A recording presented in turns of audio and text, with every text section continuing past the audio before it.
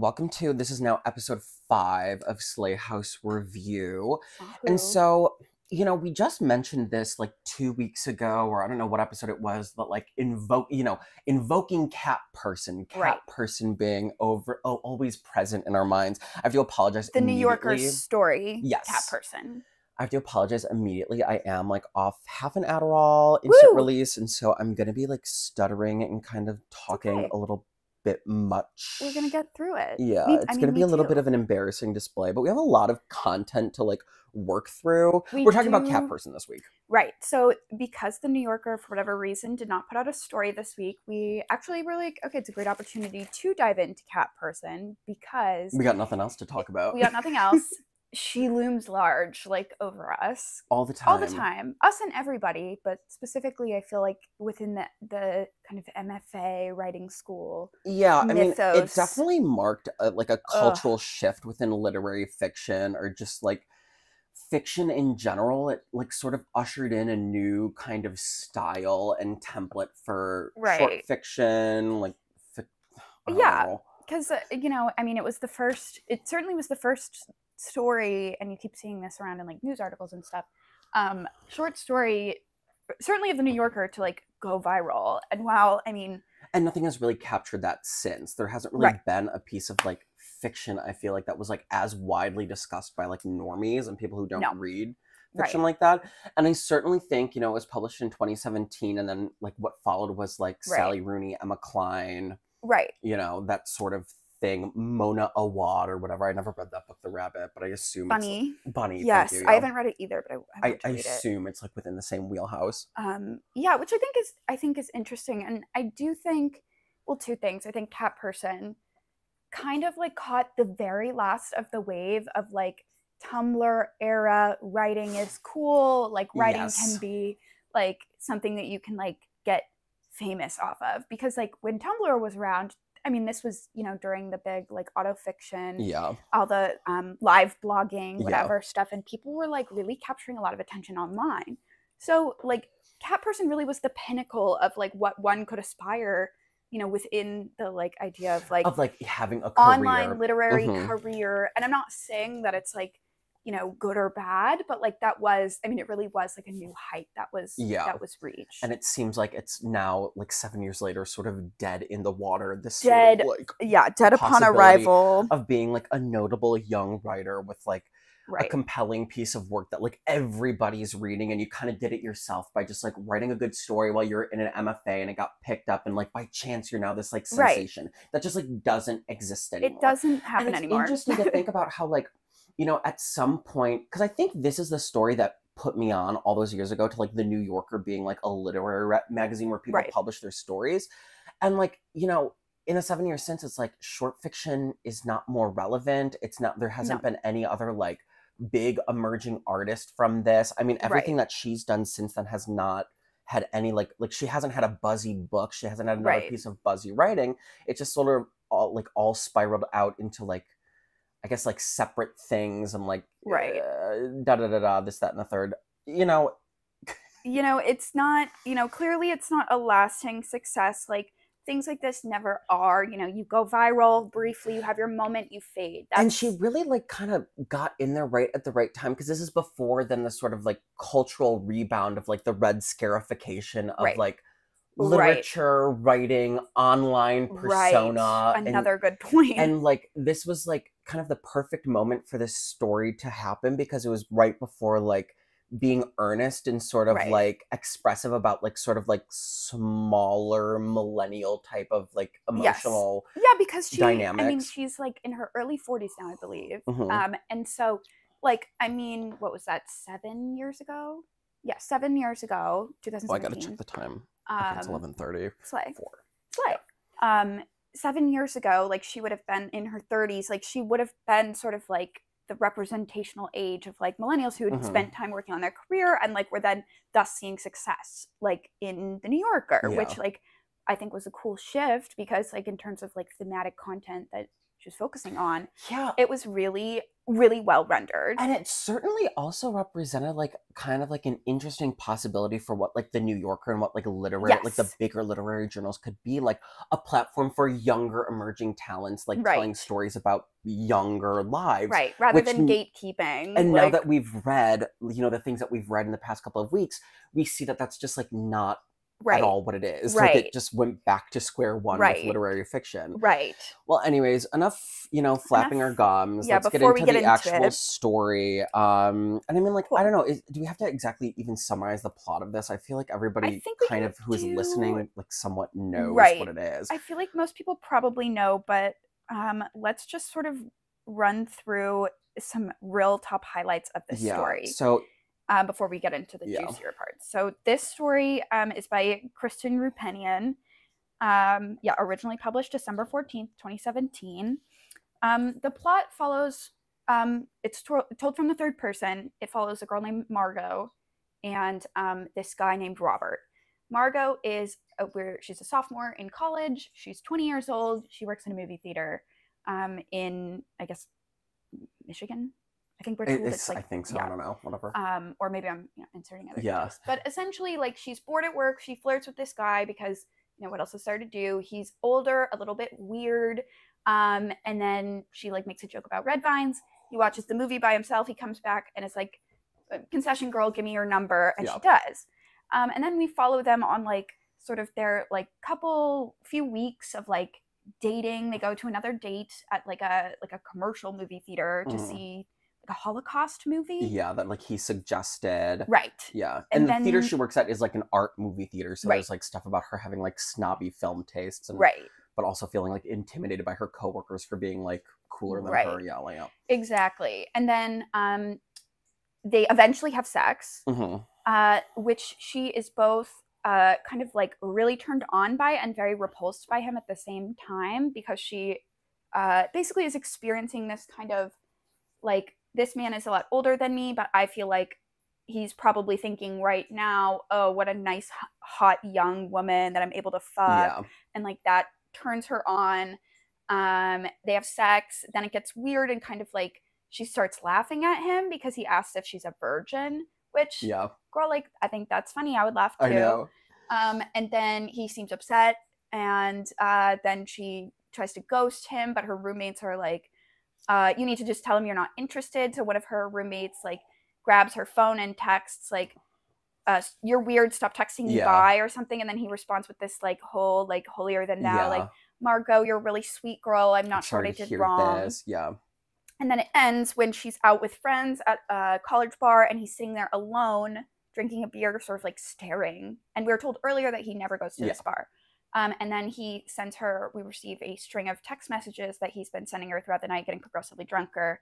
And he's sort of like, what did I do wrong? Like, why don't you like me? I wish you would talk to me. And then it's like, what's wrong with you? Something, something, whore. Yeah, and it ends on the final text of him texting her whore. Right. And then other things that I think like stick out as like just really good representation of what it was like to like be young and date at this time. Yes. Was like the way that like text conversations are like really engaging and like spiral like very quickly into like a weird pseudo intimacy of like having in jokes and texting all the time.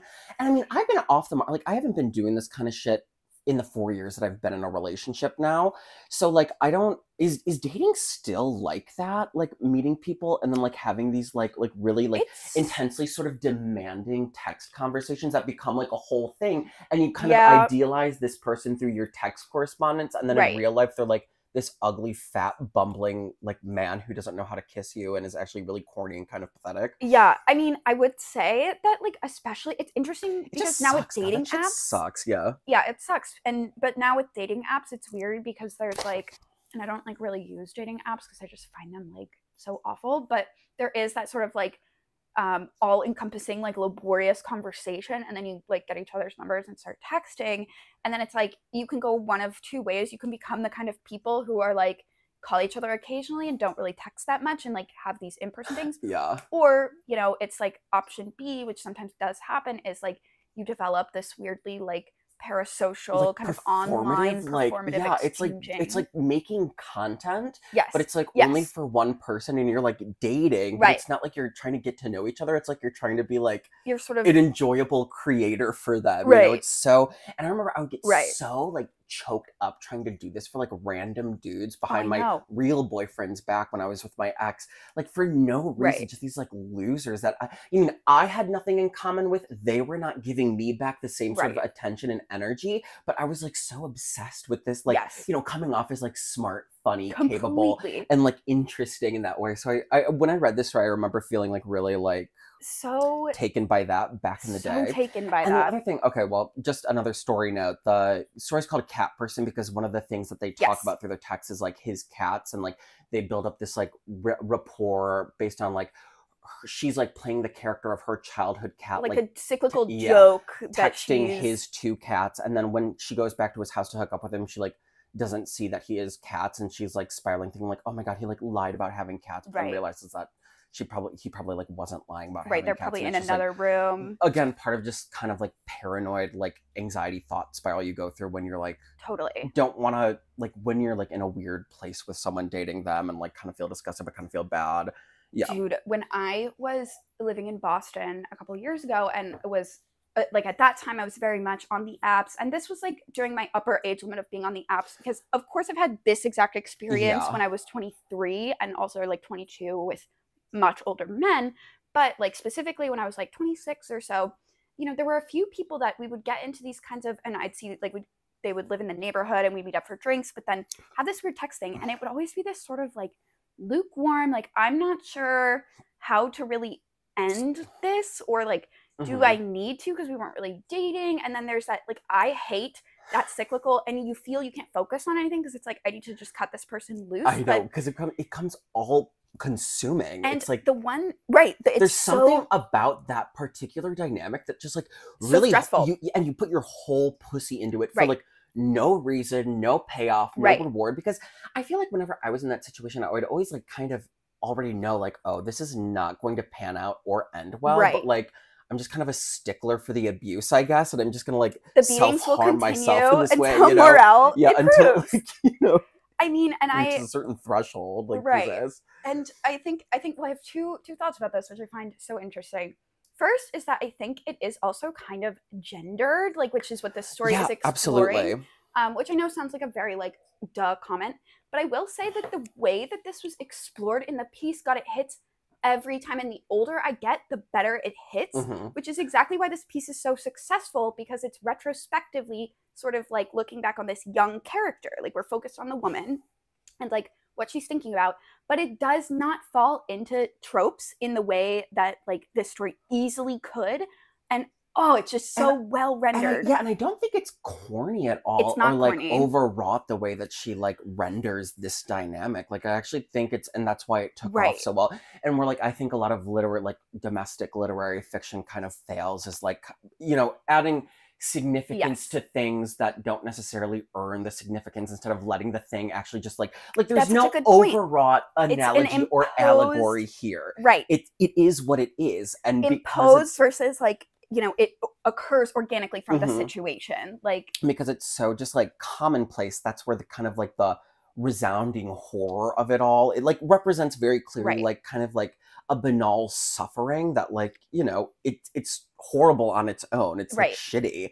And it's like, embarrassing. It's humiliating. It's so embarrassing. The other thing is, I mean, like men don't, like straight men don't go through the same kind of mental gymnastics about this, which is like ultimately the beauty of the piece, and not necessarily that it turns out that he just calls her a horror, and like, which is I do want to touch on that too, because I think it was interesting how this kind of touched upon things that became like within like gender and aesthetics that become more prominent as like the Red Scarification of like Twitter and discourse and literature and culture happened. There's the Me Too movement, which is sort of the height of that.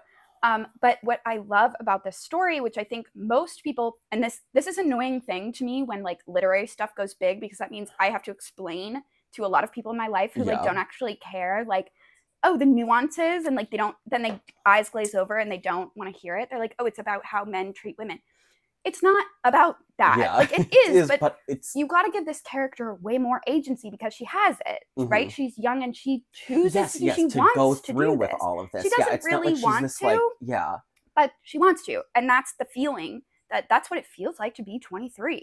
Like, am I really gonna do this? Like, okay, if they want the bit, I'm gonna give them the bit. It, and then you're just sort of left with this, like, oh well, right. And it's not, it's like kind of gross, but it's also like, well, I do have a power, and if like this sort of gaze is going to be imposed on me, why don't I exploit that? And that, I think, is what you're talking about too with this red scarification, that it's sort of, it's a little bit ahead of its time, but it's rendered so subtly that it works, and it flies over the heads, I think, of a lot of just like normies. Average like readers that weren't reading fiction at the time and had this sort of like thrust onto them. Right. I think that, okay, two things that I found interesting reading this, and actually there's like a third thing that I could also talk about that's more personal. But number one, I find it, and this is kind of a cruel thing to say, but Kristen Roupenian is her name, right? Yes. From the pictures that we've seen of her, she is like a fuller figured woman. Yeah. But the, like, Margot is rendered to be like tiny, small, little woman, and the man is a big fatty. Which, and all of her revulsion for this guy is like based on the fact that he's like fat. Yeah. And I thought that was, you know, something that's not necessarily talked about, and not to go like body pause on everybody, because that's not the angle I'm going at, but I think it's an interesting thing that, like, it is. Now post like Red Scare, if I keep fucking bringing up those bitches, but I feel like this story kind of exists within that vacuum, sort of. It's like it touches on a lot of the same like stuff. Yeah, I know, it's fucking sick. I have it, not to be gross. I'm gonna put yours in my upper lip. I mean, it was good for a little bit, but yeah, it just gets disgusting. Let me just literally gag. I'm gagging on live TV. She gagged on live TV. Kristen Roupenian had her gagging. No, but I think that's such a good point. And I think it's like, because I feel like this is the kind of thing that like Dasha and Anna, or like, you know, any disciple or any person who's like, you know, subjectivity has been like altered by the general like post-left dime square worldview, which thankfully is also pretty much a dead relic at this point. Like, that's something that they would zone in on, and I'm surprised that, like, in retrospect, this hasn't gotten like a kind of ironic appreciation about a poor, tiny, hot 23-year-old hating this fat, ugly slob. I know. I thought that was funny. And then the other thing that I thought was so shocking was at the end, I mean, it does sort of, he like discloses his like weird fantasy about like this Chad back home in her like hometown, who's like a big jock who like gets all the girls, and how she's gonna like leave her for so, and I was like, so well done. That was kind of also like predictive of like the wider like image boardification of like the male psyche moving forward. So like, I mean, like, snaps to you, Kristen Roupenian. And I think two things that even her name? I know her name's Kristen. Yeah. Two things that come to mind is, one, she is sort of like doing what Ottessa Moshfegh does in My Year of Rest and Relaxation, and, you know, not to invoke the Holy Bible, but like the thing that Ottessa Moshfegh receives a lot of heat for is like the grotesqueness that through which she describes the body. Yeah, and like all of Ottessa Moshfegh, I mean, she's not blonde. All her characters are blonde waifs. Yeah, it's like so. Which is, it's like, that is the point, though. Like, the point is like, you know, if this bitch can't be happy, then who can? And not, again, necessarily from this, like, total body pause thing, because it's more complicated than that. Like, this bitch has what I'm going for, right? Exactly, you know? This is the fantasy. And so to enact the fantasy through a story, while that woman is also enacting her own fantasy, is, like, brilliantly done. Like, it's actually, which I love about this piece, I think there, I will say that some of the, like, sort of exposition is overwrought. Yeah. In terms of like vibe, like like an artsy theater, like, you know, a little lazy, right? But like, once that is established, and you get to like, you know, about a quarter of the way into the story, she drops the weird affect of like the narrative, like setting stuff, and it's all so punchy. So like, we learn so much through the dialogue that's like, you know, it's really hard to do. Write good dialogue that like can reflect a complex like situation, and it's done really beautifully. And I think like, again, it speaks to the power of like mood board type fiction, because I mean, like, yes, our central character is this like beautiful tiny girl in college, and I don't know, there's something about that makes me want to take it more seriously. It makes me more like totally. And then I just think about her, like, Because she's a real character. She's not like she's not an archetype. Like, this is a real living but I think kind of like she is like, and that's why I like bring up the fact that like she's kind of like a dykey looking woman. Like, I wonder if writing this was like wish fulfillment in some way for her, like writing through the lens of like this like sexy, sickening like little. I know, I do, and so I love that. I remember when I just got started writing fiction like seriously as something that I wanted to pursue, I always got hung up on this question of like, why don't I ever write like ugly narrators? Like, why do all of my like narrators have to be like at least passably attractive or like hot enough to get like fucked?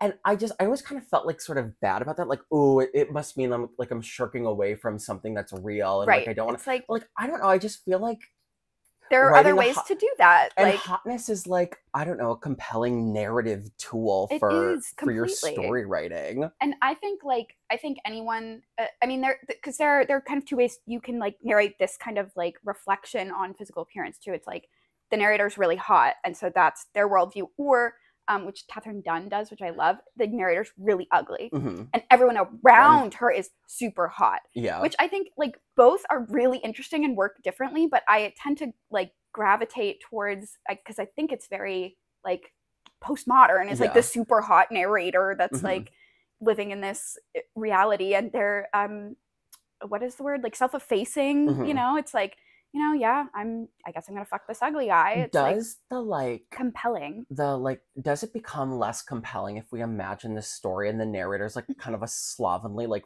fat dork? Let's try it.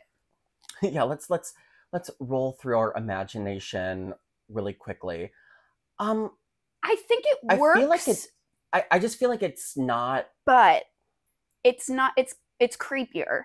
If she's creepier, uglier, it's creepier. Yeah, because then you don't necessarily understand the motivation behind this man, right? Because then it which is interesting that like physical appearance is tied up with agency, which I think is why they make compelling narrators, is because they can get away with more things, which is exactly what this is talking about too. Like, she's getting away with, you know, like sort of leading this guy on in a way that's like he's bought into, right? He wants to be sold the fantasy just as much as she wants to give it to him. And we see that in like the awful sex where he's like, oh yeah, I've always wanted to fuck a girl with nice tits, which I also thought was like pretty well rendered. Right. It's like, it's so true. These gross guys are always like really bad at sex. And the like way that she describes the sex itself, it like it gets me every time, because it could not be more accurate. Like, it is just so beautifully exactly done. And it's like you just like wait for him to get done thrusting into how you. Many it's like, times okay, have like, you been in that situation? Yeah, it's just like, luckily most guys in my experience do like finish quickly, so it's like if they're gonna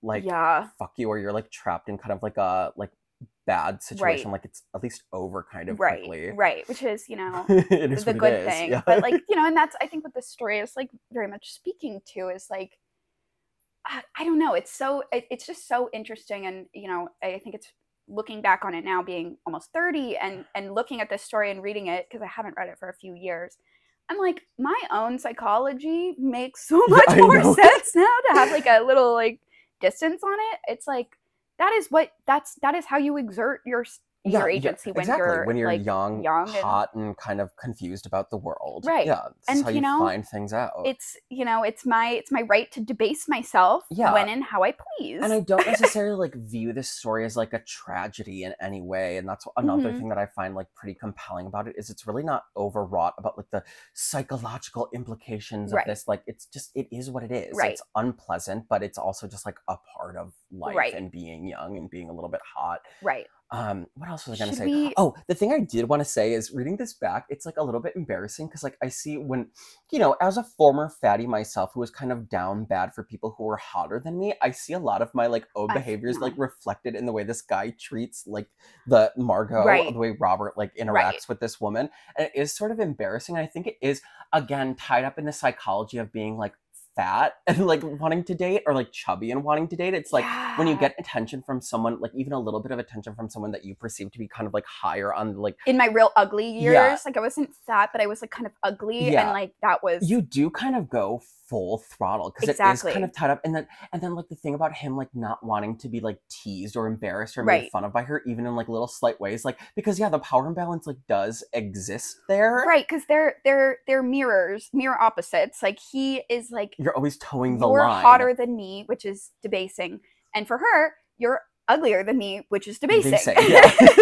Which is fantastic because Mhm. that is, I mean, actually having been on both sides of the equation too, like Yeah. throughout my various physical transformations and or romantic or sexual pairings, Yeah. like, you know, I think there is something that's so interesting about like trying to have sex with someone who is not your level of hotness. Yeah. And like, and then like removed from like the like interpersonal dynamic of like whatever a relationship may entail, like just like sex in general, like usually with strangers is just like bad. And like just like no person like really kind of understands how to like please another stranger. Right. And like sex, casual sex is always just like, or like even sex in the first like month or two of dating, it's always to like satisfy a personal like fantasy about like your own perception of like your place in this dynamic. Right, you more want than to it is be about wanted, like, and a physical act that is pleasurable, which is like right. It's like the chase of it, obviously, this sort of like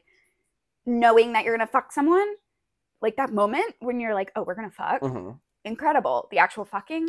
I would love to rewrite this, or like I think it would be like the same dynamic could like be rewritten with like a current like gender dynamic totally. And like 7 years later and be like a completely different story, but also ring like very still true to what this story is. And you know, like there's something about it, like that's when I was reading this story and I was just like, there's something that's still here that it's like not unexplored in the story, but I think there's just more to be said about that. Okay, wait. Should we get into the drama? Let's get into just all the other, because with Cat Person, you know, it then spawned a whole separate thing about authorial like responsibility and ethics, which then spins into a larger conversation about just like the bad art friend, which we read in preparation for recording this, because it's all tied up in like someone. So okay, so the controversy then years later after Cat Person was published, I think,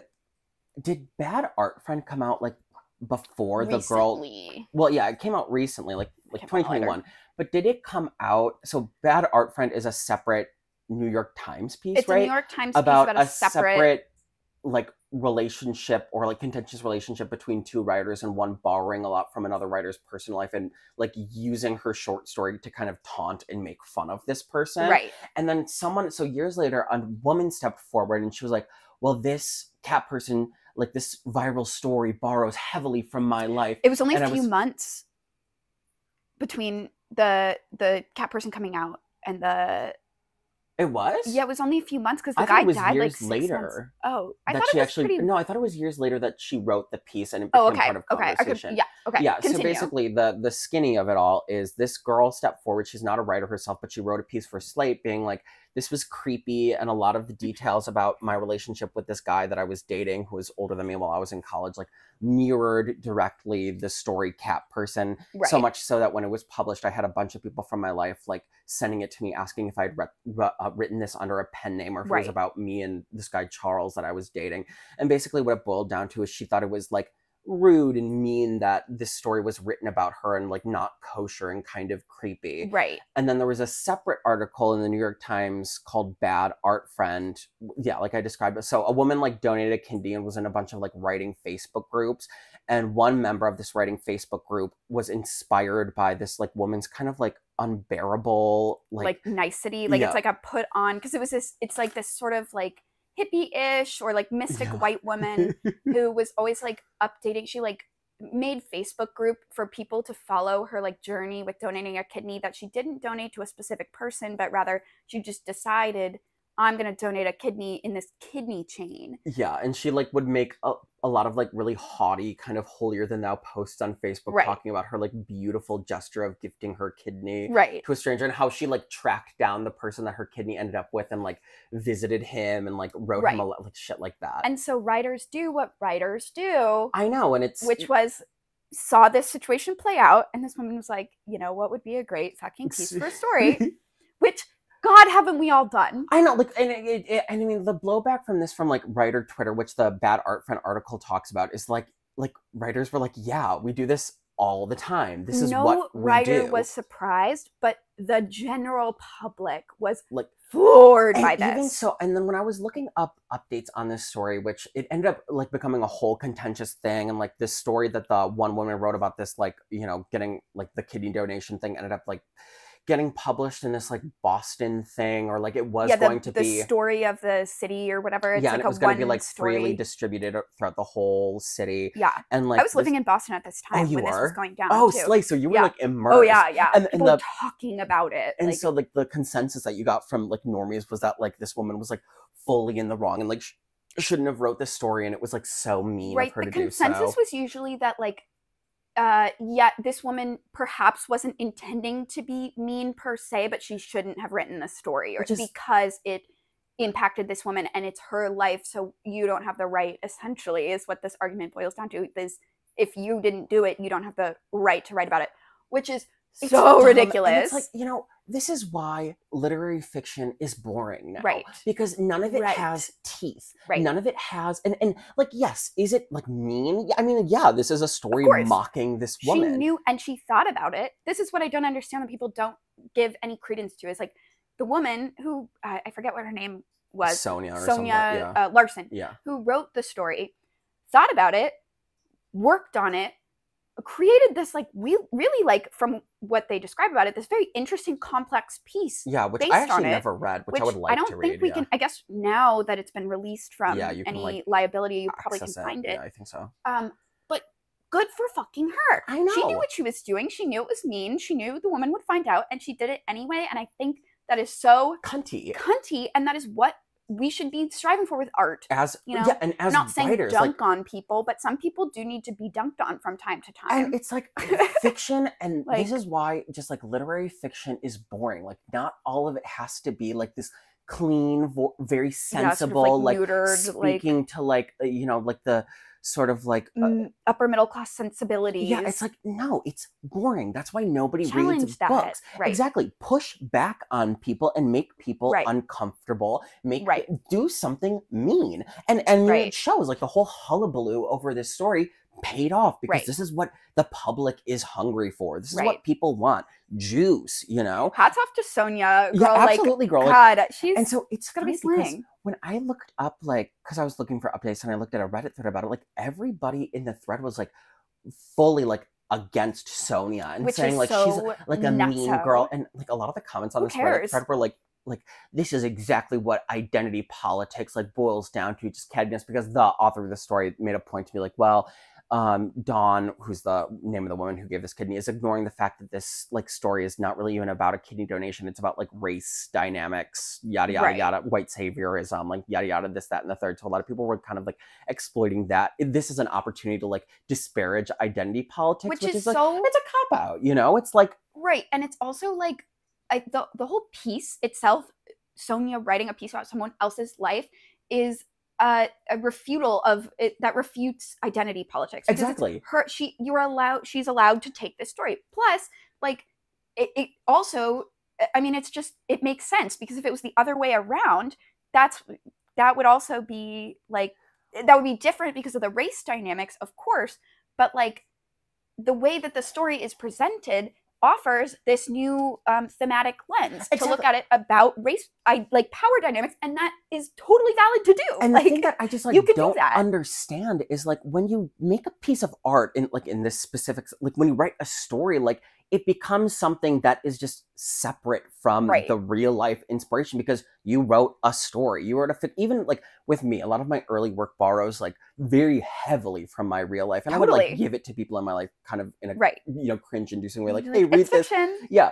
But it's like, at the same time, it's like, yes, it borrows from my life, but by the time you get done writing a story about fictional characters, even if they may be inspired by something in your real life that you know, thought was cringe, that you like were following, like, and you're doing this to kind of like poke fun at someone, like it's still something different, and it speaks to just a larger human like emotion, underbelly, truth, yada yada, this, that, and the third, where it's like, you know, just put aside your own bullshit for a second. It's just like, it's a piece of fiction. It's not a piece doing of fiction, anything but existing on a page and being a story that you know, you crafted. And it's if you feel crafted. like mocked and targeted by that, that's, I don't know, I feel like more That's on kind of you on than it you. is like, Well, and just the idea that one would have to, like, especially within art, stick to only what you know to write about, or only what you've experienced. yeah. A fucking ridiculous argument to say that, like, because you can't, it's not possible to write only based on what you experience. Even if you're only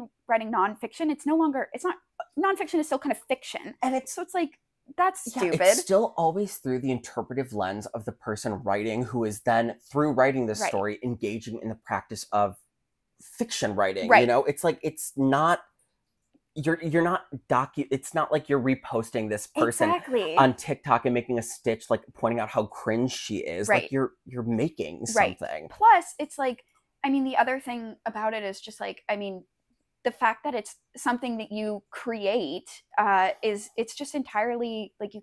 I forget where I was going with this. Actually, I had a really good point. And but... I think it's interesting because I was thinking about this yesterday because I watched this anti-MLM YouTuber who now has like shifted to making like influencer insanity. Shout out Hannah Alonso. If anybody's listening to this, I love our videos. They're great to put on in the car. Or when you're doing like errands or whatever. She's very like sensible, sort of blonde mother who, Incredible. you know, loves taking down MLM scammers and like influencer scammers. And so she made a whole video on rage bait. And I was just like thinking like, it's so interesting that like this particular like bad art friend thing had this reception of like everybody looking down on this Sonia woman for being mean, when like culture now is generally like mean. Right. Like we live in a world where like people's like content that they make earnestly gets reposted and dunked on for being cringe. Right. Like, and we're post this like anti-SJW moment where it was like, you know, like dunking on identity politics specifically, or like, you know, like cringe compilations of like dunking on the libs, you know, owning the libs. But still like generally mass culture and like social media, and the way I think that our minds as just like Americans, or like anybody in the Western world who like uses the internet, have been shaped from the content landscape now, is like people are mean. If you open any Instagram reel, like all of the comments are like disparaging the person who posted it. Right. Everybody wants to get their knock in. This is a postmodern phenomenon. It's like we are living at a point where there is no, we're like, we post truth. It's like there's no one narrative. So like anytime somebody puts anything, you know, authentic or like earnest out there, people are going to have a sarcastic takedown of it, and the sarcastic takedown of the sarcastic takedown of the like it's an endless. And then so why cycle. Is like fiction writing and literary fiction and books like exempt from that? Why is it like not because sacred? People that don't like view so it as weird. art. I think ultimately, and like I know that's a sweeping statement, but I do generally think that people view books and stories as entertainment, and not in the way that you and I do. Like because obviously we aim to entertain, but it's also an art form. And there's something people weird. Want an ideological reaffirmation of their values. And it's weird. And I feel like it's specifically... That's where meanness comes in. It's specifically placed on writing instead of like content online, where if someone like sits down to read a book, they want to feel like rewarded for doing so. And the way to like increase that feeling is for the thing that they're reading to have a very clean, sort of like wizened philosophical slant, to rather than nice papered over ending. What... you know, what real life the is. People, and what the people are essentially hungry for now, which is a bloodbath. You know, people have bloodlust, and why can't? And that's why I think like literary fiction in general has like completely died in terms of cultural relevancy, because it's like we're not giving the people what they want, or we're not like at least taking that information and trying to do something interesting and with reflecting back what life is if right this is now, what you want, if you want the bit, I'll show you the bit, kind of thing, which I think is so interesting. And I remember what I was going to say earlier, which was just that you know, obviously when you can choose whether to write only from your own experience or to go outside of that. Obviously I think it's, you know, kind of difficult to stick to anything you've ever experienced, but if you, that's your task, right? As the writer, you take that on. If you do it badly, it's not going to be good fiction.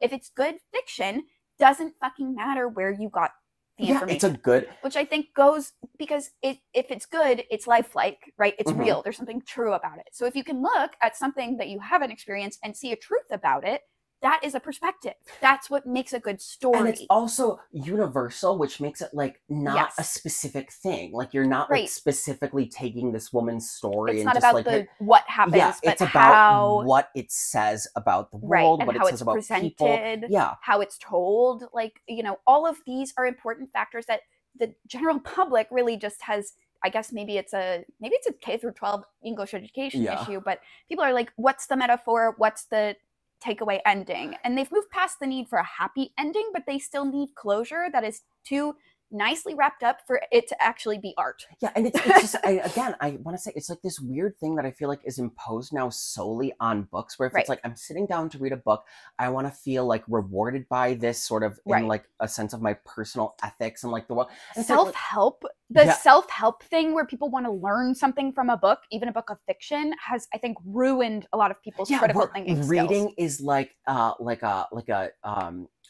demonstration of someone's values. That's rather than Goodreads is now popping off as the place to like swing your dick around. I know, it's like, just so stupid. The fuck? Like, really? This is like virtue signaling all the work you've done on yourself because you've read a lot of books. It's like, what are you, like, why are you going at it with this capitalistic angle? A weird like collector thing rather than like an emotion thing, an expression thing, an art thing. And I just think it's weird because like with TV shows, with movies, with music, like I think people are pretty like understanding that something can be like toxic quote unquote in itself, and like there's value in something existing in that sort of mind space on that sort of vibration. But when it comes to books, it's like, well, this is too like, this is too pedestrian. Why is who does this author think they are writing from this perspective? You know, it's like why are books still held with this like weird like English class standard? Right. It's like so stupid. It's like people just really don't have a taste for nuance, and you know,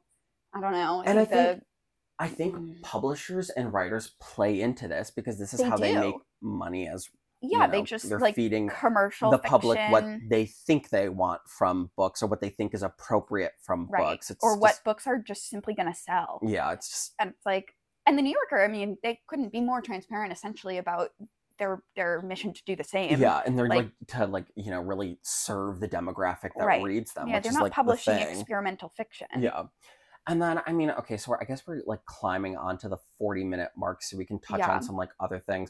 I guess the sort of like bottom of the barrel, like truth to be spoken through this like bad art friend debate is generally like anytime anyone writes anything, like that story will be a separate thing from what your story is. And if you feel kind of cucked by that, write your own story about your life and it'll be different. If it's good, then it'll hold up and it'll find an audience. If it's not, then, you know, by all means, this other person serve cunt the way that you couldn't serve cunt. Which is exactly what's like, especially about the cat person back and forth in the Slate article versus the story itself, with the girl saying that it was about her life, is like, you know, they really could have turned that into, I think we said yesterday, the Caroline Calloway Natalie thing. Yeah, and I think they could both have of them written that. Yeah. But they didn't. And I think it's just like a lazy way for people who aren't able to do what they want to do, which in this case is be like a successful writer, to capitalize on like the good work of other writers. To be like, that's not fair, to blow the whistle, to stop, time out, you can't do that.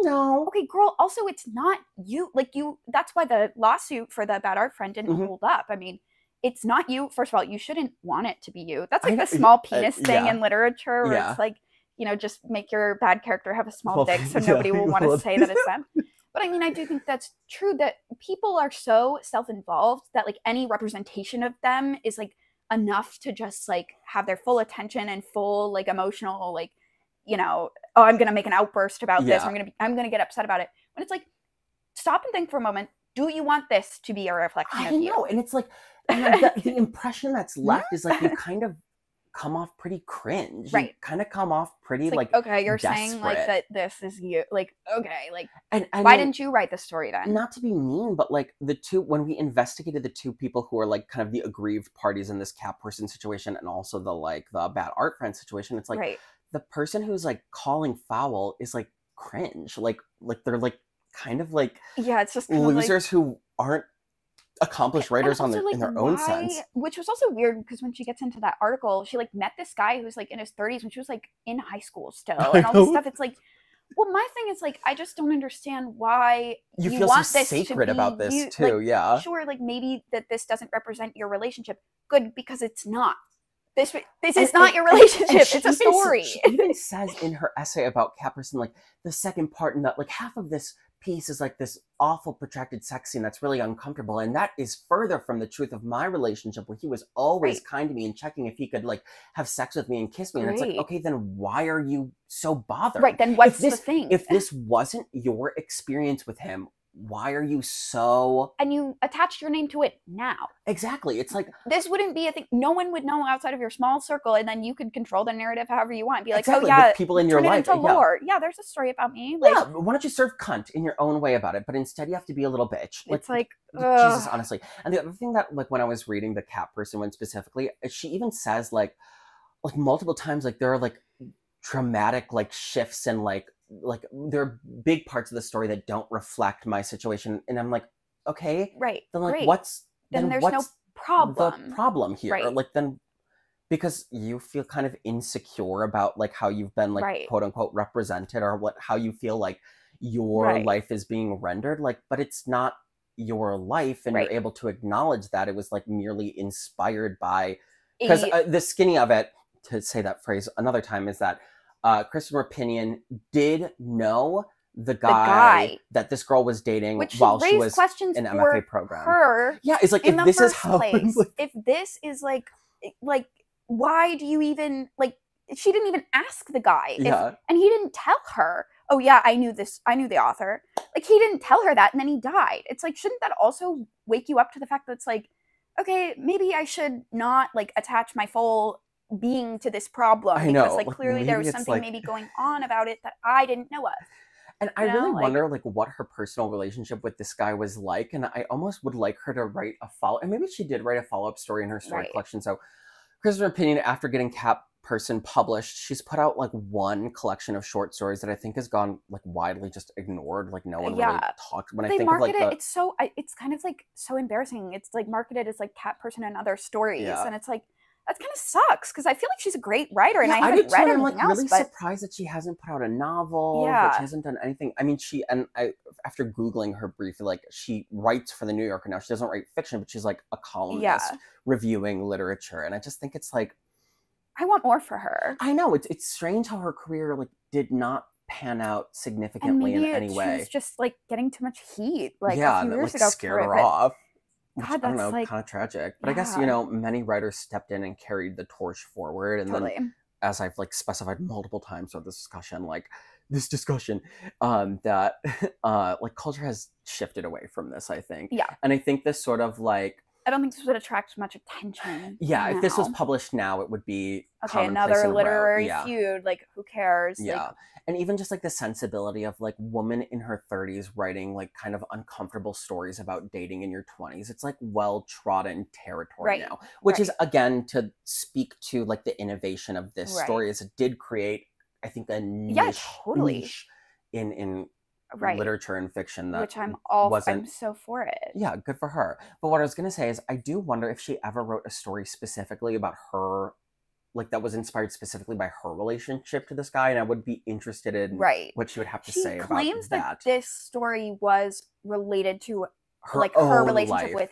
him, like this guy. Oh, she did? Oh, she said it was inspired by a relationship she had with this guy, but she doesn't go into any detail. It's like very loosely, like it could have been a date, they met once, or they dated. Like, she doesn't specify. And it does it makes me a little bit sad, because I do think, as I said, like, this is a story and a dynamic that's ripe for even more deconstruction and digging more into. And it's like, I guess she's just, her pussy got scared, and now it's retracted into her body. Like, her labia retracted fully in, and she doesn't want to serve it anymore. Now she writes, little nice pleasant articles for the New Yorker, and I'm sure she's made a great living, good amount of money. It was like a $1.2 million advance on the book. A short story collection. I would feel compelled to download this illegally and read the story collection just to see.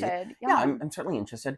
I was gonna talk about the movie that, like, randomly, like last year, a movie came out inspired by this story, and they like turned it into like a psychological thriller. I briefly watched the trailer on 2x speed when we were setting up to record this, and it like turns it into like a rape fantasy where like she says at one point, like, one of us has to die, and there's like the Robert in this movie is played by like Nicholas Braun, which I think is a pretty timely choice. It is, and, actually. like there's like clips of them like fighting and like breaking mirrors, like grappling with each other, which like obviously just like completely not the story. Runs over all the nuance that made this story interesting. I'd be like really kind of humiliated if like then that. But I mean, it seems like the movie made absolutely no noise whatsoever. So I don't think.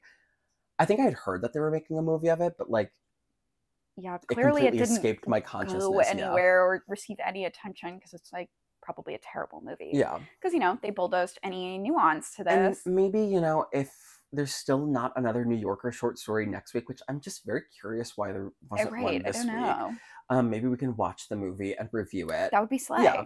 So anyways, I mean, I think we've reached cleanly like the 45-minute mark. I mean, this was a lovely scholarly discussion. Absolutely. I think this is fantastic. Yeah. Not a lot of like jokes in this one, but I think we like kind of dug into a lot of great things. Yeah. Okay. Well, come back next week. I just thought of a pithy kind of ending. Is Go ahead. If you don't want to be written about, don't fuck us. Yeah, as writers. Exactly. Like don't fuck us. I don't know. I think that's great. Yeah, exactly. And if you do want to be written about, just like have sex with writers. Then have sex with us. Yeah, be a muse. It's fine. Right. It's totally fine. Like I think it's complimentary. All right. Okay. Thank you for listening. Do the whole stuff. Leave a rating, share, yada yada. This, that, and the third. Bye, guys. Bye. Mwah.